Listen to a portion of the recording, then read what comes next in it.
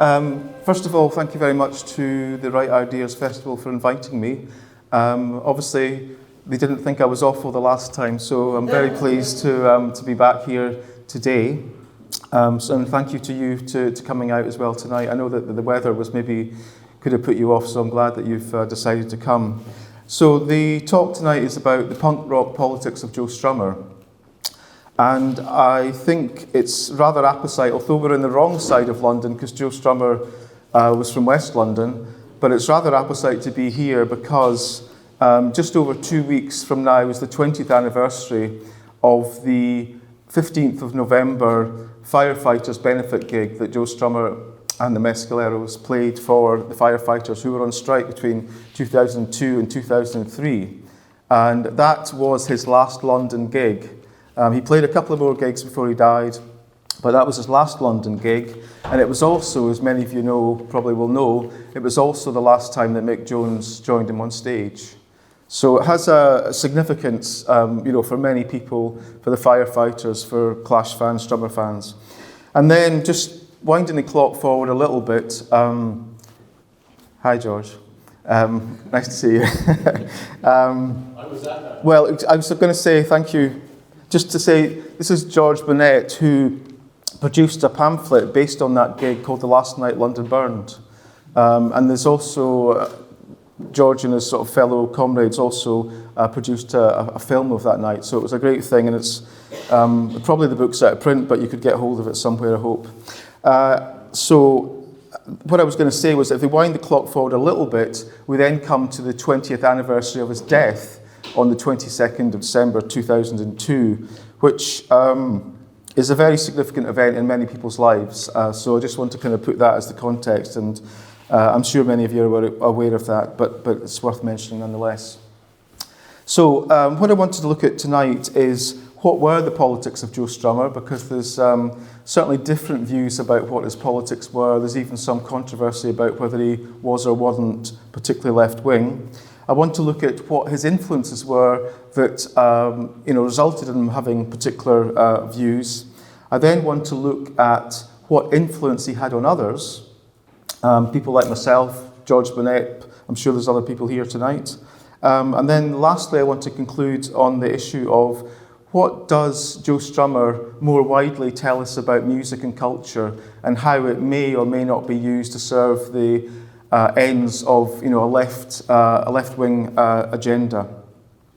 So just before I get onto that, just a few kind of comments and caveats, if you like. Why did I write this book, and why now?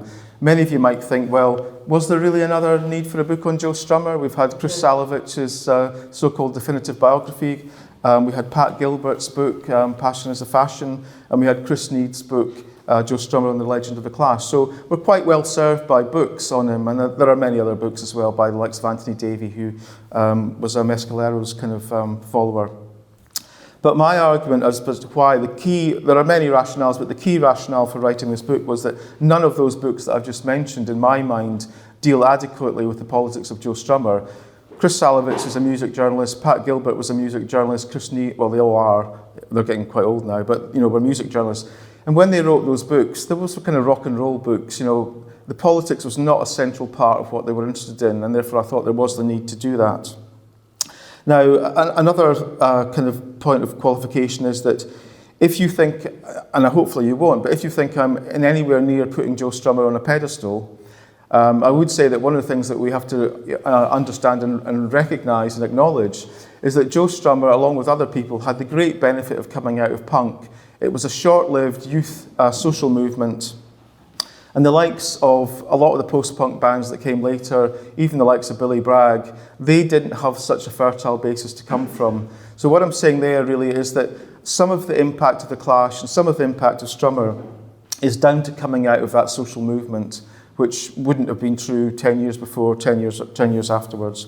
I want to also acknowledge the contribution of Mick Jones, because, if you'll excuse my language, if the lyrics are good but the music's shite, then it probably won't have the same impact as if the lyrics are good and the music's good. So it's important to recognise Mick Jones's contribution. To a lesser extent, obviously, Paul Simonon and Topper Headon. But having said that, The most political lyrics that Mick Jones wrote were really about the constraints on his artistic freedom. If you think about remote control of the first album, the fact that it was released against the wishes of the band, and then Mick Jones's riposte is to write the lyrics to complete control. So that's really as far as he goes, and all the other songs he writes for The Clash are pretty much kind of love songs or songs about relationships. Saying that I don't want to put a Strummer on a pedestal means I also have to acknowledge the importance of the likes of people like Paul Weller. Excuse me. And Paul Weller, particularly towards the end of the Jam and into the Style Council, wrote some very, very political left-wing lyrics. One of them was Trans-Global Express, which is essentially a call for a general strike. So that has to be acknowledged, excuse me, as do the likes of Billy Bragg. And there are loads of other bands, that we could mention, the Mekons, the pop group, the Auteurs.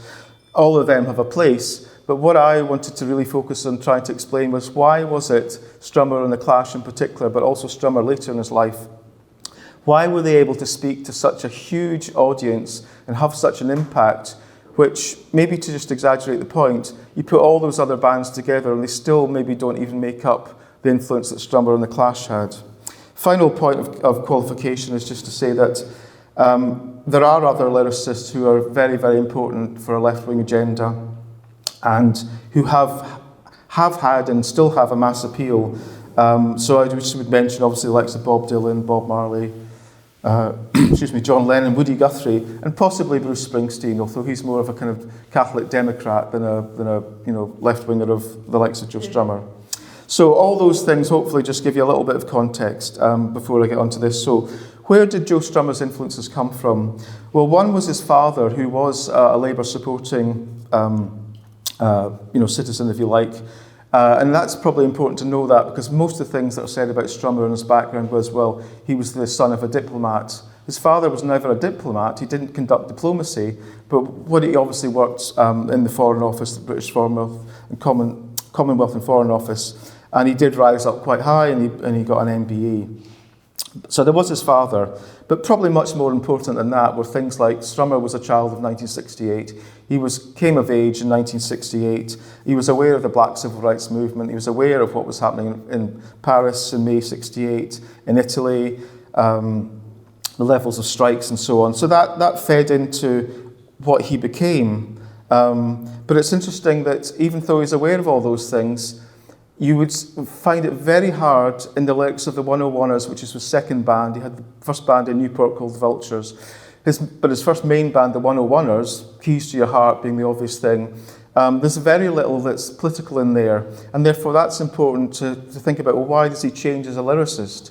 And part and parcel of this is that Bernie Rhodes, who was the manager who put together The Clash, he was the kind of Svengali figure. He said to Strummer on a number of occasions, write about what you think's important. And the follow-up to that would clearly be, it's not about love, it's not about loss, it's not about, other things like that. It's about, are you or are you not employed? Are you in a good job or a shitty job? What's happening in the world around you in terms of opportunities for youth and so on. So it's important to recognise Bernie Rhodes' influence there. But that doesn't in itself make Strummer a socialist, because if you recall the Clash manifesto that Strummer pronounced on behalf of the band to the NME in it was either November or December 1976, he said, people ought to know, we're anti-fascist, we're anti-racist, we're anti-ignorance, we're pro-creativity. Now, that's an important statement to make at the time that the National Front was on the rise. But it's not a socialist statement, it's a liberal statement. I don't mean liberal Democrat, I just mean liberal. But within the space of a few years, Strummer does start to openly identify as a socialist. Around the time of 1979, when London Calling is being recorded, quite clearly when the following year, December 1980, Sandinista is released. And not just the album title, although that supposedly came from Mick Jones, because Strummer was singing the kind of line in probably at Washington Bullet, Sandinista, Sandinista, and Mick Jones says, well, let's just call the album that. But you think about the other songs, The Equalizer, which is, it's said about only brave men and women get to the end of Sandinista. 6 sides of vinyl, but if you get towards the end of it, you'll come across The Equalizer, which is a song calling for a general strike. So Strummer does very much identify, and I would put his socialist period from the late 70s through to the late 80s, and that's up to the point that he does the Rock Against Rich tour in 1988 for London Class War. So there's a change in his politics. There's the fact that Bernie Rhodes' influence is there to say, do these things if you want to do them, and Strummer does. But then, Strummer, from certainly the early 1990s through to the point that when he dies in 2000, doesn't identify as being a socialist anymore. He becomes a humanist, he becomes an environmentalist, there's certain libertarian tendencies to his views. So there is a change goes on, there's different stages in his political evolution, in his political beliefs. And he ends his life advocating for ethical capitalism. In a number of interviews, whether it was in Britain or America, he says, voting isn't worth it anymore. He doesn't go down the line of, if voting changed anything, they'd abolish it. But he does say voting's not worth doing anymore, particularly given where he's living in Somerset, which is kind of like Liberal Democrat territory. He's very disillusioned with New Labour, with Tony Blair, and therefore he says that the only vote you have is the pound or the dollar in your pocket. And what he means by that is don't go and spend your money in Starbucks, McDonald's, Walmart, Wendy's, or whatever, based on whatever country you're in. Go and spend it at a local, family-owned, independent business that's not part of a chain. So that's a big change in his politics. He doesn't become a cynic, he doesn't become a reactionary, but he clearly lowers his expectations and ambitions politically. And what I think is interesting when I study Joe Strummer is that people either ignore that because they want to focus on the politics that they most represent their own politics, which is his socialist period, or they're not aware of it, they're ignorant of it. But either way, when I come on to talk about the influence of Strummer in formulating people's own politics and encouraging them and motivating them to be on the left, it's that socialist period normally that they talk about, which is fair enough. That's just one of these social processes. So I come on to look in the book about, was Strummer a revolutionary? Was he a Marxist? Was he an anti-capitalist? And the quick and short answer to those questions is no, he wasn't. But that didn't mean, obviously, he was by any means right-wing. He was a radical, he was a rebel. I think he had an uneasy, maybe it's an understanding that in his own brain that he never fully kind of reconciled, but there was an aspect which he was a social democrat. And what I mean by that is he believed that his version of socialism could come through Parliament, voting in a Labour government. And it's ironic that in the late 1970s, he absolutely detests Labour. He says they're as bad as the Tories. And you can well understand that given what was happening, under the 74 to 79 Labour government. But come Margaret Thatcher entering Downing Street in May 1979, he does a bit of a somersault and he advocates to vote Labour. And he even calls the Labour Party a socialist. He calls Neil Kinnock a socialist. So he does a kind of bit of a volte-face, which is understandable. I'm sure many other people did it as well. But alongside that, advocating that Labour could be the way that socialism could come about in Britain, there's also an aspect to which he is a kind of slightly Maoist influence, pro kind of non-working class social forces, not so much students, but more the oppressed, more those who are refugees and migrants and so on. National liberation movements, most obviously the Sandinistas in El Salvador. So I think he's at home in Britain, if you like, he's a social democrat. When he thinks about things outside Britain and tours around the world, he's more of like a Maoist. He's in favour of street protest and so on. So that's, I think, an interesting paradox, but it's there. It doesn't diminish him because I think one of the things that although he died when he was 50, a lot of the things that he's saying is when he's relatively young, and none of us, if we're really honest with ourselves, would say that we have, our definitive views about our politics at an early age. Hopefully we always progress and develop and mature, and I think, he does that, he does change. We should recognise that change. It doesn't undermine what he said as integrity, but it is there. Some people seem to think that Strummer was an activist, and again, excuse my language, he said himself he couldn't organise a piss-up in a brewery. He said he wasn't a committee man. He said he didn't have the personality of the likes of Billy Bragg or Bono. Billy Bragg would be a good reference, but not Bono. When he puts his head on the shoulder of George Bush, that's a weird kind of activism, if you like. So he's not that kind of person. But the reason why people say it is that Joe Strummer played loads and loads and loads of benefit gigs. And so, excuse me, the one I just mentioned about the firefighters, he's in Japan touring.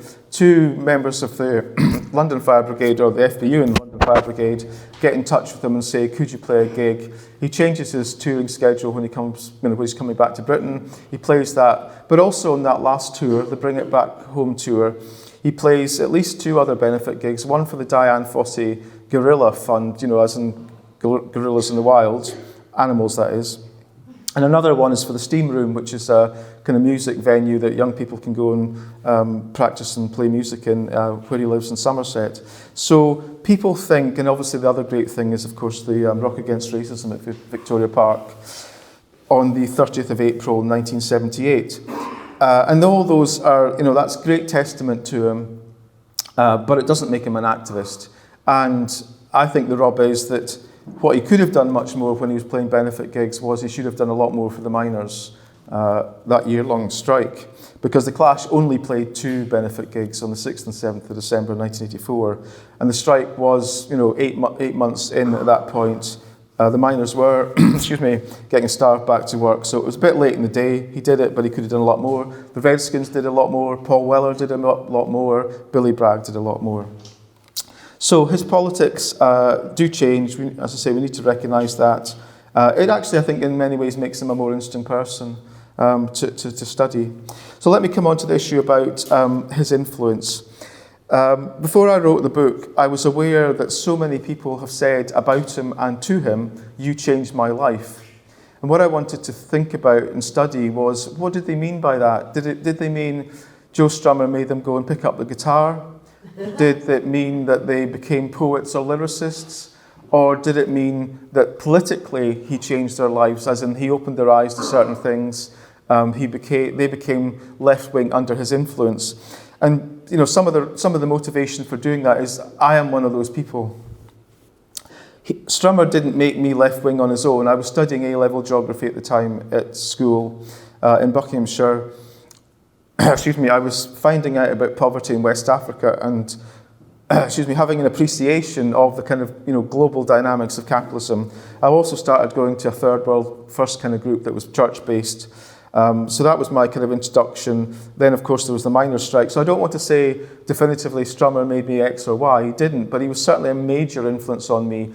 And as I'll conclude on later on, what was important to me, and I think to many other people, is that the politics that Strummer espoused came through music. It was set to music. I'll talk about this in a minute, but he was able to tell us about certain things that piqued our interest, and we would go and find out about more. And I think that's a much easier entry into a kind of political left-wing agenda, rather than trying to read, volume 1 of Das Kapital or anything like that. It's relatively bite-sized, if you know what I mean. So I looked at this issue about how people were changed by Strummer. I looked at it in terms of the quantity, which was difficult. So in the book, I took testimony from over 120 people who told me how he changed their lives politically, how he inspired them to become left-wing, how he sustained them in being left-wing. But I also looked at that was just make that clear, that was the quantitative aspect, but I also looked at the qualitative aspect. There are some people, particularly as a result of Sandinista, who got involved with the Nicaragua Solidarity Campaign, or the El Salvador Solidarity Campaign, and they went over and worked on farms and as labourers in Nicaragua, in El Salvador. I could mention some of them, but just that point it comes across. There are other people, because of the song like Spanish Bombs on London Calling, who didn't know anything about the Spanish Civil War, and back in the pre-internet age, they went to the library, or they maybe asked their history teacher what was the Spanish Civil War about, and they found out about it. So he has that kind of influence. And in the book, I also look at what Strummer thought of his own influence. And I think he was actually quite hard-headed about it. He said in the States, particularly around the time of Combat Rock in 82, 83, probably only about 5% of Americans got what he was on about in his lyrics. Because of Combat Rock, a lot of people thought the Clash were like the new Rolling Stones. They were the new rock and roll band from sort of Britain. And it was rock and roll and not really much else. So that's why he put it down to about 5%. In Britain, he reckoned it was about 20%. So I say that just an acknowledgement that even though, more than 100 people gave me testimony, I'm not trying to make out that of all the Clash fans and Strummer fans that existed, they're all hardcore revolutionaries. Far from it. There's clearly a much greater number of people, maybe just like the music, weren't that fazed about the lyrics, didn't become union activists, political party activists, community activists, but there are still a significant number of people that did do that.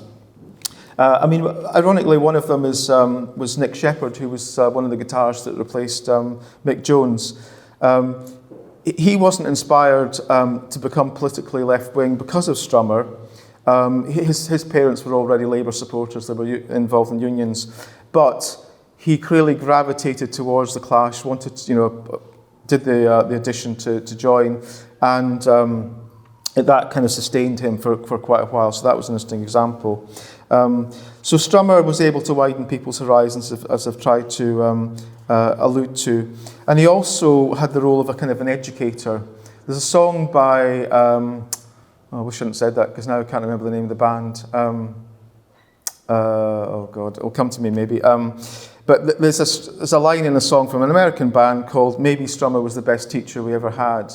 And it's an interesting comment on the fact that people can learn their politics from many different things. They can learn what they know about the world from many different things. It doesn't necessarily have to come through at this stage in their life through their teachers. So let me move on to why I think that Strummer was able to do these kind of things. But one more caveat. Strummer, I think, was politically very progressive, wasn't necessarily a revolutionary, but his one blind spot, massive weak spot, was women and gender.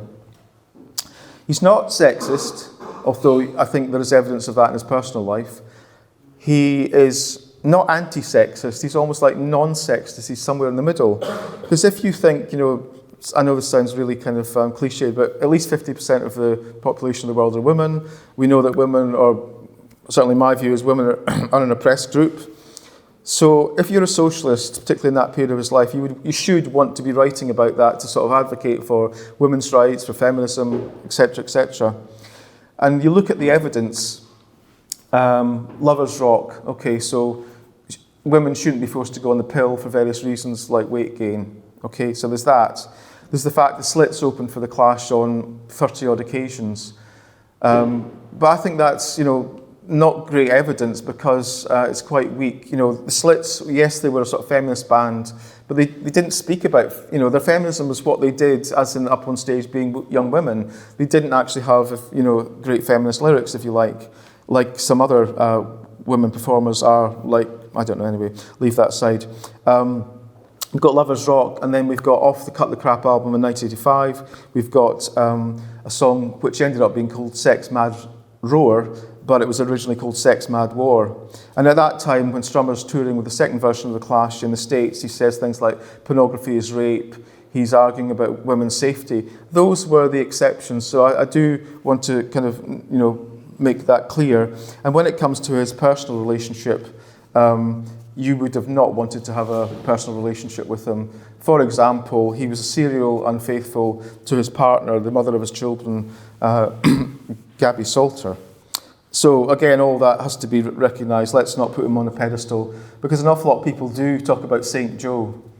They're either unaware of this or they're willing to dismiss it, and I'm not prepared to do that. So nonetheless, what skills did he have? Well, he was, in my mind, a great lyricist. I put him up on the level with, Lennon, Bob Marley, etc., etc. He was somebody who I think wrote two types of lyrics. One were the very obvious ones, that what were being said, Polite Riot, White Man in Hammersmith Palais, Working for the Clampdown. But he also wrote another kind of set of lyrics, if you like, which are quite obtuse. And some of the best examples are found on Earthquake Weather, his only solo album. There's a song called King of the Bayou, which starts off with a sort of refrain of Corrie, Corrie, Corrie. And it took me a long time to realise he's talking about Cory Aquino, who deposed Ferdinand Marcos in the Philippines. So there's a level of complexity. And later on in his life, he talks about wanting to be like Bob Dylan, and he says, if Bob Dylan was to leave a room and exit through the door, he wouldn't say, I left the room and opened the door and walked through it. He'd say something like, there was smoke that drifted under the door, So you have to kind of, that's the kind of thing that Strummer wanted to do, which doesn't always mean his lyrics are massively obvious. And I think some of that can also be found on Combat Rock, where if you look at the likes of Ghetto Defendant, some of the lyrical analysis of that, those that I think know more about the politics of New York at the time when it was basically going bankrupt are able to understand what that is. But that knowledge of New York politics wouldn't be available to all of us. So I think different interpretations are possible. All that said, Strummer is able to deal with a number of issues within, say, 16 lines of lyrics within a song, which is a tremendous skill. And on the likes of White Man and Hazard Pally, which was his favourite song that he ever wrote, we've got Phone Up Robin Hood for some wealth distribution. Excuse me. We've got, If Hitler Flew In Today, they'd send a limousine for him. We've got the attack on the likes of The Jam and Paul Weller. There's a whole lot of stuff in there within roughly 16 lines. So I think that's a tremendous ability to do that and convey it in that way, obviously with put to Mick Jones's music. But there are other aspects of Strummer that really stand out for me. One is his stagecraft. It was often said about the Clash there were three front men, three front people, persons. But I think Strummer was much more interesting to watch than Paul Simonon or Mick Jones. And it wasn't just because of the pumping electric leg. It was because of how intense his performance was, but it was also because he used to extemporise in songs, particularly on the likes of Working for the Clampdown or Police and Thieves. He would take an opportunity, and he clearly thought this out before he goes on, because for about 15 minutes or half an hour before the Clash would go on stage, Strummer would go off and sit in the corner or sit in the toilets. And he would be thinking about, what am I going to say, not just in between the songs, but during the songs when the opportunity arose. And so he'd link it to different issues. Nuclear war, nuclear meltdown on the likes of Working for the Clampdown. So he was, really good at doing that. And he wouldn't just say, and here's another song, and this song's called that. He would, particularly when he was feeling confident in the Clash, he would say, this song's about this and this song's about that. And there's still some evidence of that when he was playing in the Mescaleros. So he'd explain what Shakhtar Donetsk was about. I'm just wondering, time-wise, I need to... Still okay, thank you. And then I think the other key thing about Strummer in terms of his skills was that more and more over the period of the Clash, and obviously through Latino Rockabilly War and the Mescaleros, he becomes the spokesperson for the band. He is the public figure of those bands. And there's an interesting aside about Mick Jones, who they're just about to go on stage in somewhere like Sheffield, and Mick Jones is heard. He's just had an argument with Strummer, and Mick Jones is shouting from the toilets, "You never let me say anything." Because obviously Mick Jones wants to say something at some point but doesn't get it. And from sort of that point onwards, Strummer does either all the interviews on his own, or even if he's with others, particularly Simonon, it's Strummer that dominates those interviews. So when you see what you think of the politics of the Clash, it's the politics of Joe Strummer. I'm not saying that the others in the band didn't agree with them, but they certainly weren't there to expound on them in the way that Strummer was. So he was the person that would do the vast majority of interviews. He would be the person that spoke to the fans more than anybody else. In Belfast, when there was that, the so-called riot, when the insurance was cancelled for the gig at the Ulster Hall, it was Strummer and Simonon that went to speak to the fans and explain why they couldn't play. It wasn't Topperhead and Mick Jones. So he does all that. He's very articulate. He's very self-confident. He's well-read. He's worldly. There's a great bit of footage when the Clash were on tour in Scotland. It was on the Nationwide programme, which was something that was on after the news, when it was maybe the news was on at 5 o'clock. He comes out of the Tayport Hotel in Dundee, which is now the Malmaison Hotel. He's got a ghetto blaster on his shoulder. And what is he listening to? He's listening to the speeches of Martin Luther King, which is pretty unusual, for anybody to be doing that, to get kind of inspiration. And he obviously was aware that Martin Luther King was, I think I'm right in saying this, when he was assassinated, he was down in the south, supporting sanitation workers on strike. So he's very unusual. I've talked about how he can encapsulate many ideas in the lyrics of one song. Spanish Bombs is an example of that. Washington Bullets is an example of that. Something About England of Sandinista is another example of that. And I make the point that I think it would be an exaggeration to say that Strummer had a class analysis in terms of like a Marxist socialist class analysis. He very seldom used the word class, but then again, neither did Paul Weller. But he did talk about have and have-nots, and it's a debatable point as to whether he was using that as an easier sort of set of terminologies to explain what he meant by class, or whether he didn't think in class terms. I mean, this is one of the problems of studying people when they're dead and no longer around. Just a couple of final points on his lyrics. I think his lyrics, in the main, show that he was able to have a universality to them. So essentially, that would mean whether you're in America, Britain, Australia, New Zealand, or certainly English-speaking countries, a lot of what he said made sense to people. They could understand what he was talking about. But there was also a timelessness to them. The Clash didn't headline Rock Against Racism. It was actually Tom Robinson Band that headlined that festival. And I mention that simply because some of Tom Robinson's lyrics have dated really, really quickly. He mentions particular politicians, like maybe somebody who was like the leader of the GLC, or I don't know, whatever, And in an age before the internet, it'd be pretty difficult to find out who these people were if you weren't kind of reading newspapers and so on. Maybe it's a bit easier now, but Strummer's lyrics are against exploitation, against oppression, pro-freedom, pro-liberty. He doesn't necessarily go into the detail about it, which is one of the reasons why it survives in my mind over time. So it's not dated, but it also can be understood in different countries and different cultures. So let me come on to, one more thing I'll say about this lyrics is he never prescribes things in kind of, much detail. He never says join a union. He never says join the Communist Party or the Socialist Workers' Party. He never says, do X or Y. He never gives you a roadmap or a blueprint, but he clearly encourages you to interpret things and do what you think is best out of it. So I just want to conclude on this as I realise time's getting on. What can Strummer more generally tell us about us? Because it would be wrong to kind of think, well, there was a website which is now defunct called What Would Joe Strummer Say? As if you could go back and look at Strummer's lyrics and you get the answer to, should you be pro or anti, Russian in terms of the war in Ukraine? Is it right that Russia's invaded because it was being encircled by NATO? There's some people who almost think that you can go back and get those answers from Strummer. And this was a spoof website, but it was based on the fact that people do think that way. I'm not going down that road at all. But what I am putting, the argument to you is that the likes of Strummer and others, Three Johns, the Mekons, blah, blah, blah, but Strummer in particular with The Clash, because it had that mass appeal, that mass audience, I think he was able to show something that the left nowadays doesn't really take on board. The left's very good at analysing culture, reviewing books, reviewing films.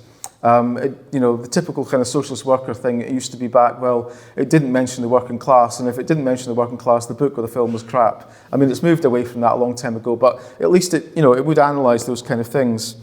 But I think what Strummer shows is that the left doesn't take seriously making its own culture, making its own music, and using that as a way to particularly talk to younger people. Now, I know there are many examples we could talk about, like Stormzy and Grime, which is great. And I think that they are social realists, as in they talk about the conditions of being, a young black guy or a young black woman in London or Birmingham or whatever. But they're not socialist realists in as much as they're not trying to go a bit further and, not just talk about their situation, but then start talking in lyrics at any rate about what should be done about that. And, Strummer did go down there. And when set to music, when played live, people did have epiphanies. Some gigs really were changing points in people's lives. So Strummer was able to do that. And so final point I'll conclude on is that I'm about to insult all of you, but people of our age looking around tonight, right, it's not up to us to go and try and form a band, because unless we've got some musical skills, no matter how good the lyrics are, the music's going to be dire. We just probably shouldn't even bother thinking about it. But if you're a lot younger, and you have a musical ability and you know how to, use a computer now because you can do it through that way. It's those kind of people who I think need to be encouraged to make music, but also have a certain content to it, that it can be used to speak to other people. Because as I said earlier, people aren't off the bat going to go and sit in their bedroom for hours on end reading Das Kapital or anything else like that. So I think music has to be done that. And we're still in the culture wars, and we're still in a position where, despite all the problems of the Tory government, they are still making the running. And we need to be able to take any and every resource that we can to fight back against them. And I think music in particular, because it's much more emotional and psychologically influential, it's much more important than poetry or other forms of art and so on. I think we have to take that seriously and encourage other people to use it as a way to fight back. Thank you.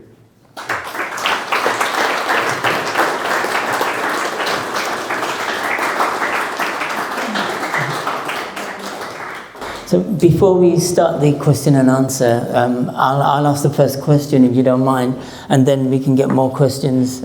So what I want to know is, I bought the first, White Riot. I bought it when it first came out as a young kid, because I wanted to buy into that punk zeitgeist or whatever, and Asian kids in East London didn't buy punk, but we started moved away.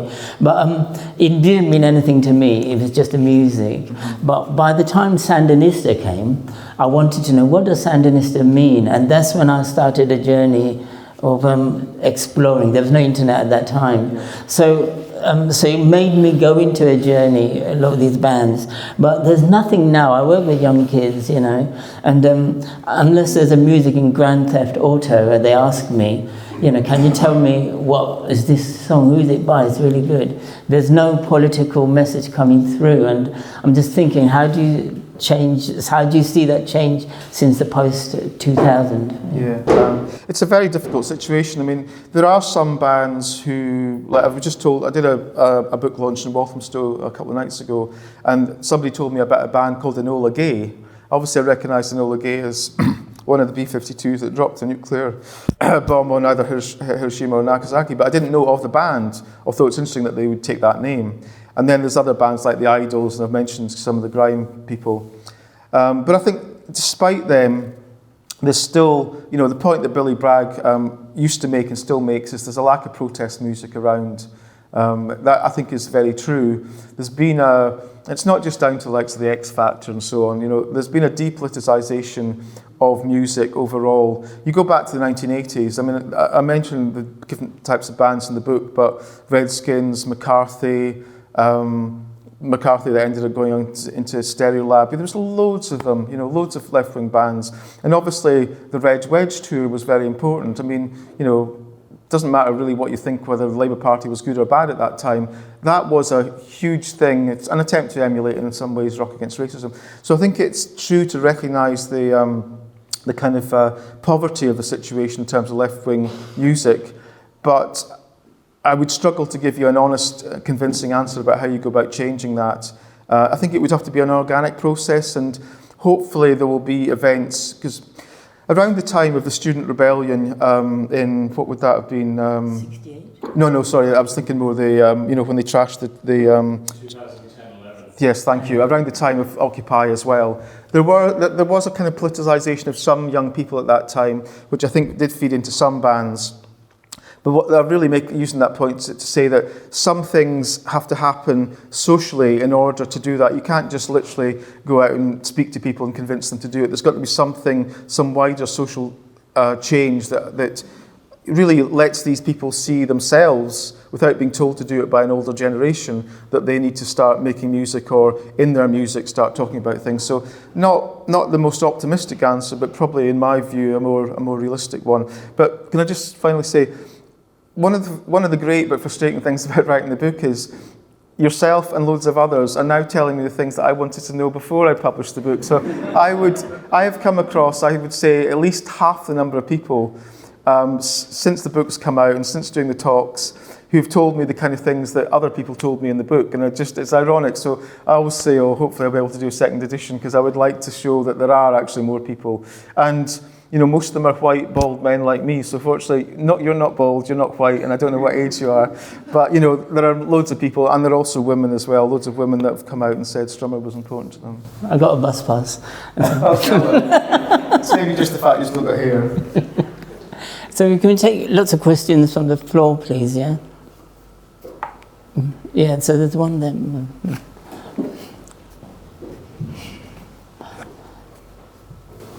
Thank you. I'm going to bring the time down a little bit.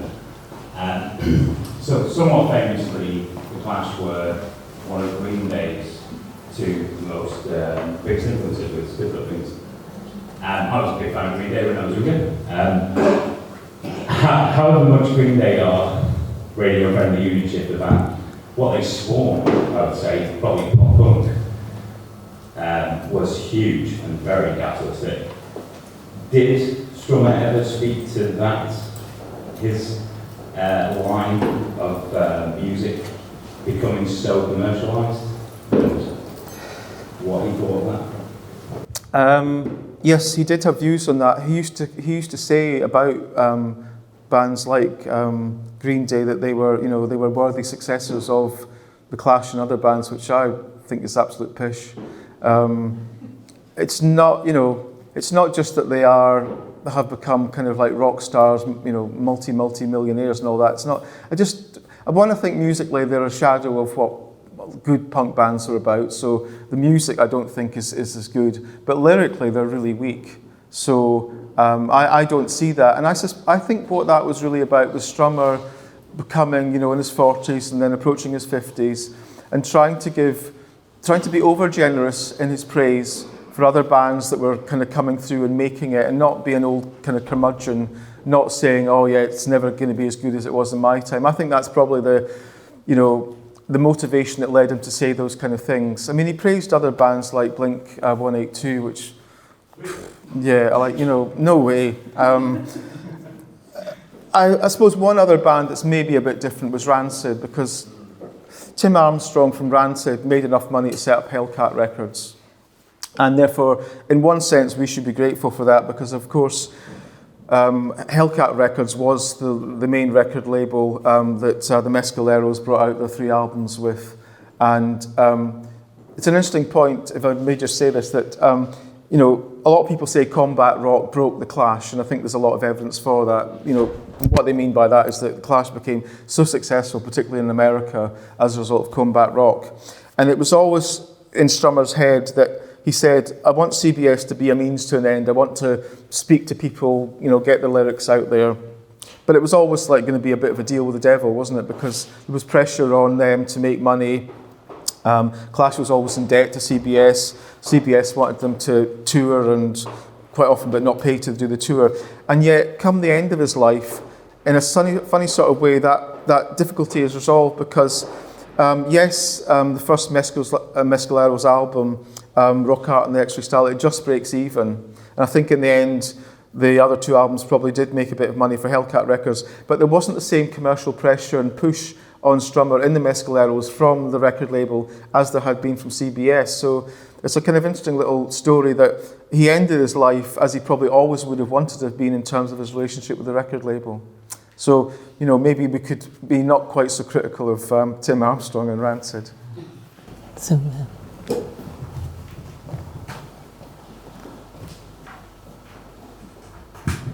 there. Yeah, I thought the most political thing Joe Strummer did was sign up to Rock Against Racism. I think you see the thousands of kids who are inspired by that, who are either at Victoria Park, just up the road, at the Rock Against Racism gig, and walked with the anti-Nazi league through London. The Summer Ball pub on the corner there was where the Nazis were hanging out. And for an hour and a half, they were giving it large until we've demoralised them with the thousands of people who walk past. There's a photographer here. When I first started working in town 20 years ago, said it used to be horrible. This was a National Front area, and you felt threatened all the time. But once that gig happened, those Nazis in the pub weren't seen for 4 or 5 weeks. They scuttled away across town hamlets, and we've had a great record of doing that. And that's because lots of us were inspired by Joe Strummer and the Clash for their anti-racism that they did. Because punk could have gone either way. It wasn't necessarily so that it was swing to the left or to anti-racism, LGBT, all that kind of stuff that came out of it. it could have quite easily gone to search and destroy. The Pistols didn't really say anything at all about that kind of stuff. So that was a really important thing. And I think, as Raj said, the anti-racism stuff made you then question what was going on in the rest of the, 79 and stuff like that, and the rest of the world. And Joe Strummer and the Clash gave you those kind of political ideas to go out and search it. And that's a really important thing I think he played in the whole scene. Someone over there, that's a question. Thanks very much. And thanks, Gregor, for the introduction and for the book, which I had the privilege of reviewing a few months ago. I think you might have reviewed. Yep, definitely. It's ironic, actually. You reminded us that Tom Robinson was actually the headliner at the Victoria Park RAR concert. But you ask those people who had a memory of it, and they'll probably still think it was the Clash. But something I did want to raise, and that is related to the question really about the future of, if you will, progressive, radical, socialist influenced music in the context of technological change, fragmentation of the music market, and on the one hand, the apparent decline in the power of the major label, because there was obviously a vexed relationship, to put it mildly, with CBS.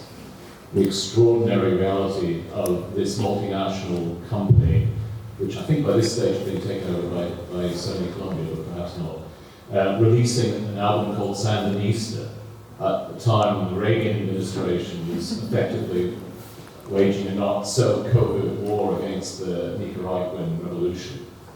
And I always thought that was a great subversive act to get away with entitling the album Sandinista. But then, obviously, you refer to combat rock breaking the Clash, and indeed, it did in two senses. It broke the Clash to a much bigger US audience than London Calling, never mind Sandinista, which wasn't especially successful commercially in the US.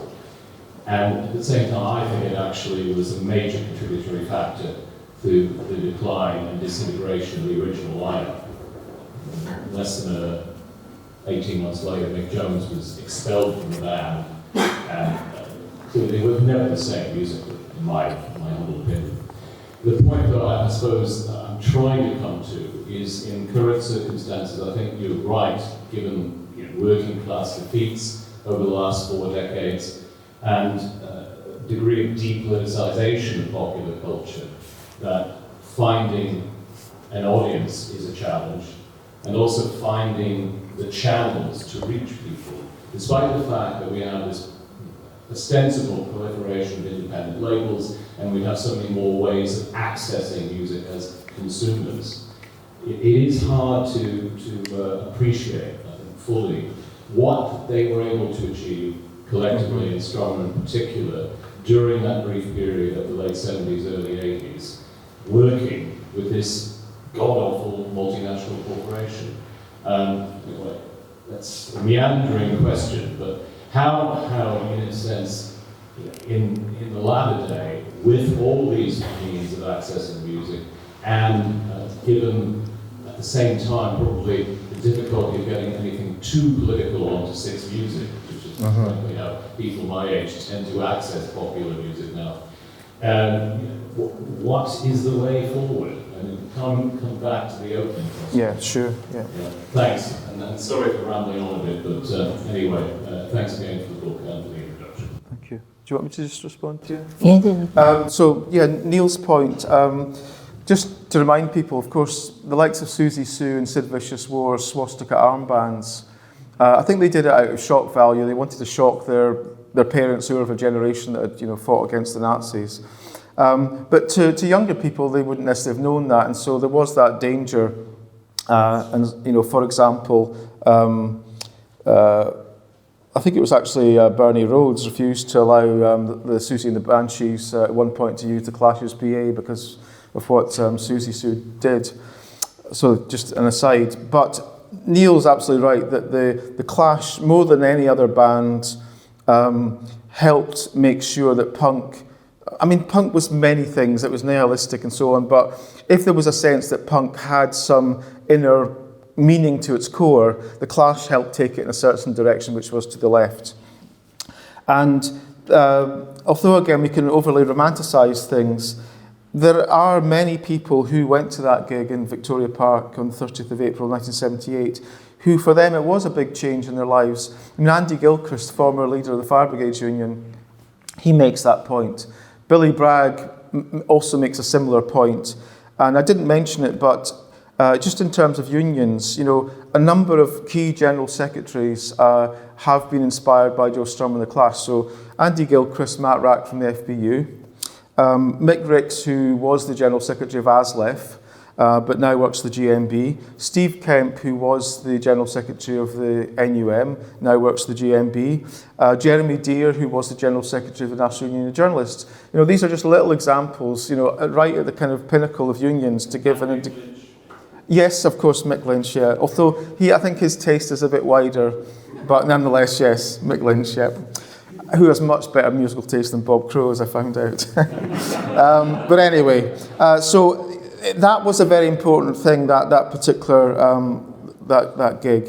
Just so to move on to George's point, one of the things I didn't say, but I should have said, was that one of the potential benefits that we have at the moment is that the cost of making music has come down so much through technological advances, the cost of that technology now coming down. And, you know, we always hear stories about so-and-so was making music in their bedroom and they, 10 or whatever years ago, they put it up on MySpace or whatever platform, and then they got, you know, they got kind of signed. So there is that benefit. But of course, most of the people that have benefited from that are the ones that are not making political music. So even if it's there, it doesn't mean to say it's ended up being what we would like to see it used for. And again, I don't have a particular answer to that question other than one of hope that certain things will happen. You know, let's hope that, actually there's a band called Something Bandits. I noticed it on Twitter the other day. They'd written a song about Mick Lynch. It was something like the Ballad of Mick Lynch. They're not that young. They're maybe like late 20s, early 30s. But, you know, maybe them making that song, which wasn't great, but it was okay. But them making that song, being able to record it, then distribute it through different social media platforms, you know, maybe that's important. And behind all that, you know, there is something going on in the union movement and the workers' movement in Britain.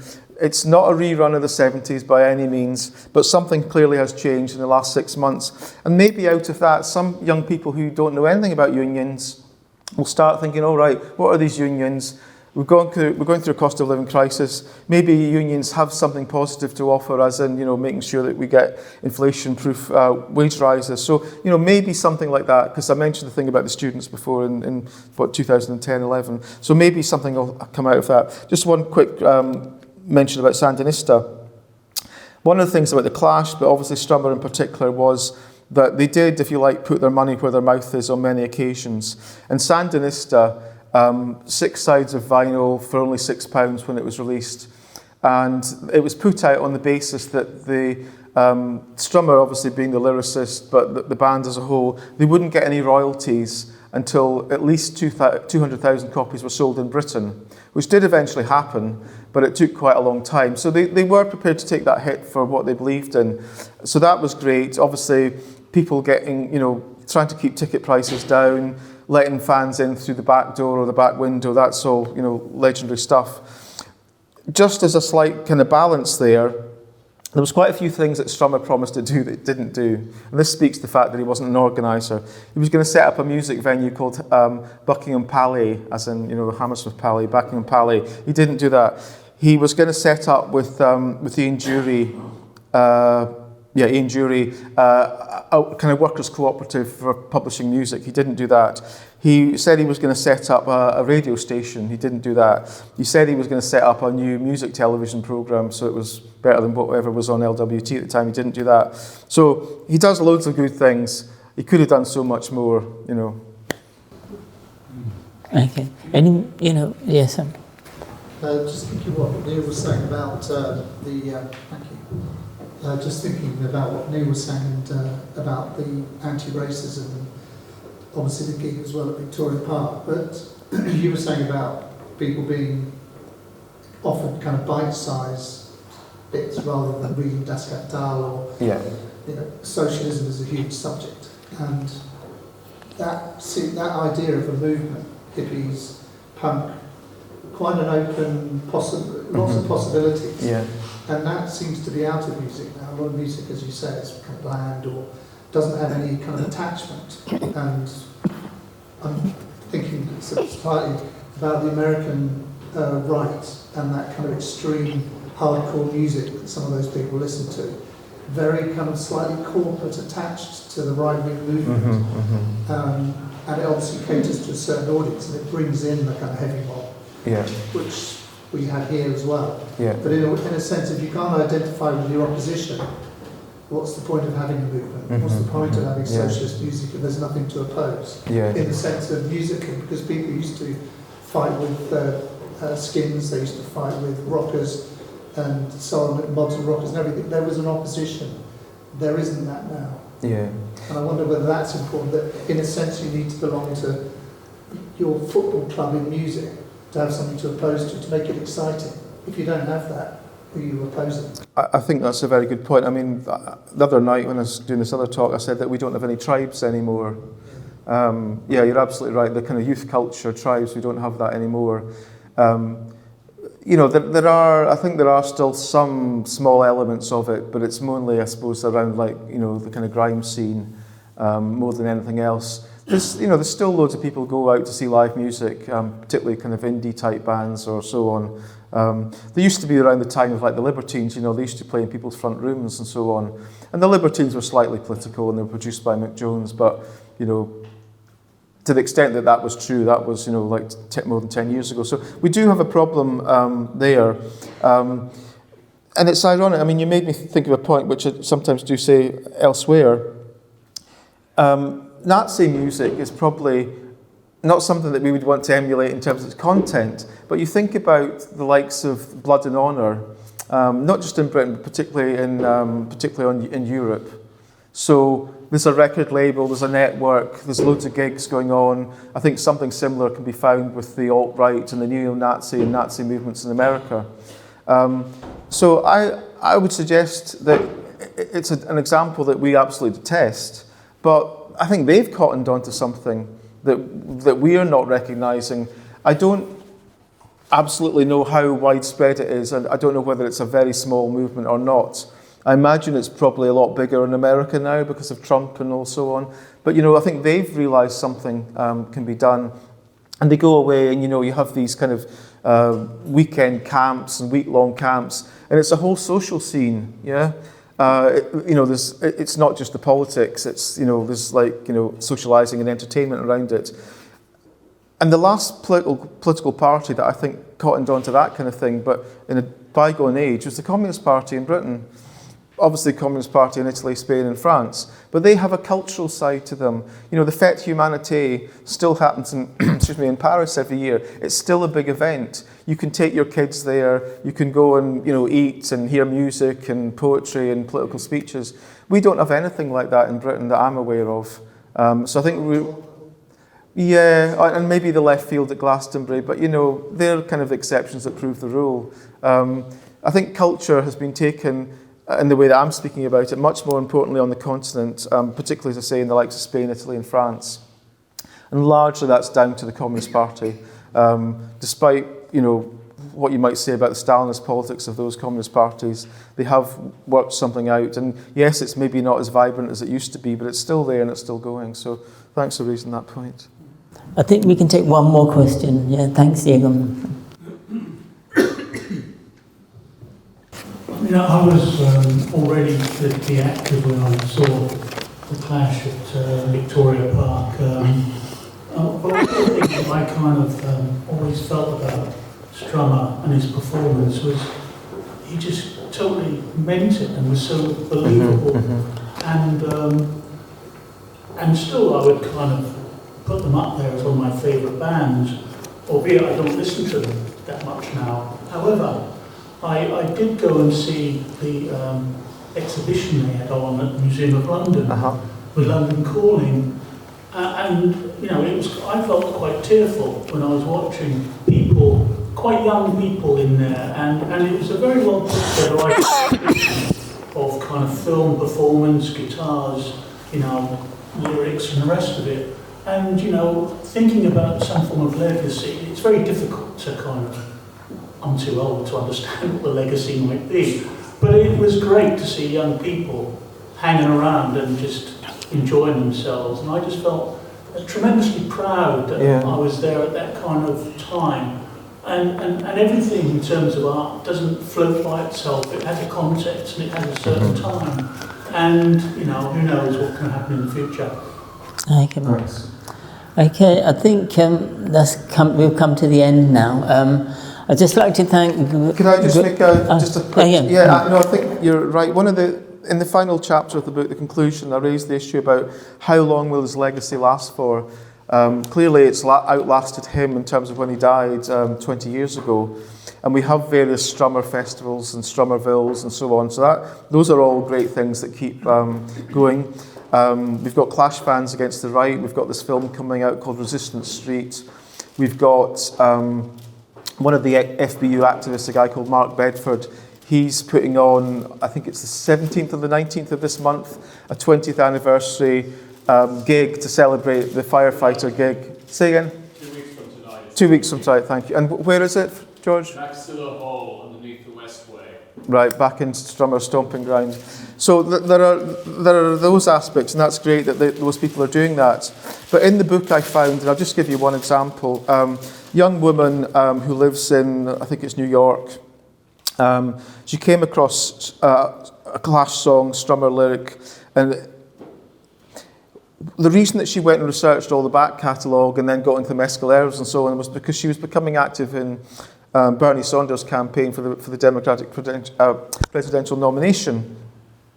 So she was becoming politically aware. She was in her, I think, late 20s at the time. She was becoming politically aware, and therefore, psychologically, if you like, was becoming open to thinking about different types of music or trying to, listen to them and see what they had to offer. And so she's become like a diehard Clash fan, even though she's never seen them live, never will see them live. So it's one example, and I don't want to make a fist out of it, but I think there are, examples there. And in the book, the testimonies that I took for the book, a lot of people who are of our age group would say that their kids are starting to show interest in the Clash and in Strummer, partly because sometimes we occasionally still put the records on or, on the turntable. But just, little things that are lying around the house, their parents' house, make them think about, who were they about and what were they about? So there's this possibility of it carrying on. And the absolute final point is that if it's to carry on and even the legacy, the influence of the legacy get bigger, I think it's going to be down to not just the kind of things I just said, but also some kind of big social eruption in society. I think that if there were to be riots on the streets of Britain, next year or whatever, then people are going to start. There's a song called White Riot. What's that about? Or there'll be something else, and they'll think, there's a song about that. And you look at the number of views on Spotify and number of watches on YouTube and so on, and they do reflect how people are thinking about things, about what's going on. And so there is always the possibility that, that legacy can not only continue as it is, but also grow. Thank you. Okay, I just want to say thanks, just want a big thanks to Gregor Gall for giving a great speech and a great read anyway, and going back into learning about Clash and Joe Strummer specifically. So a big thanks again.